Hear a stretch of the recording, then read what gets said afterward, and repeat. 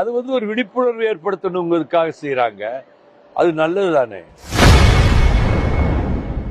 பஹல்காம் பயங்கரவாத தாக்குதலை கண்டித்து தமிழகம் முழுவதும் நாளை பாஜக சார்பில் கண்டன ஆர்ப்பாட்டம் நடைபெற உள்ளது குறித்து செய்தியாளர் எழுப்பிய கேள்விக்கு மதிமுக தலைவர் வைகோ பதிலளித்துள்ளார். பல்லாயிரக்கணக்கிலே கொல்லப்படுவார்கள் இருதரப்பிலும்.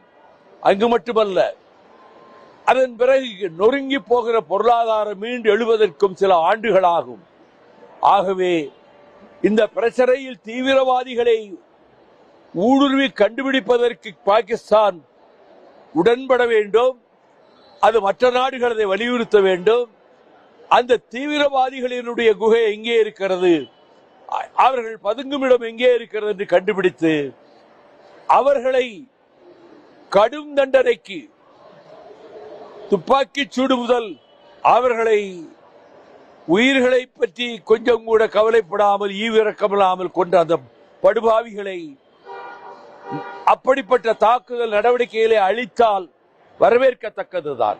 ஆனால் யுத்தம் என்று கொண்டு வருவது இருதரப்புக்கும் என்ன விதத்திலே பாதிப்பு ஏற்படும் என்பதை மத்திய அமைச்சரவையிலே உள்ள தலைமை அமைச்சர் நரேந்திர மோடி அவர்களும் மற்ற அமைச்சர்களும் அதற்கு ஆதரவு தெரிவிக்கக்கூடியவர்களும் இதை சற்று யோசித்து பார்க்க வேண்டும். வேற ஏதாவது கேளுங்க.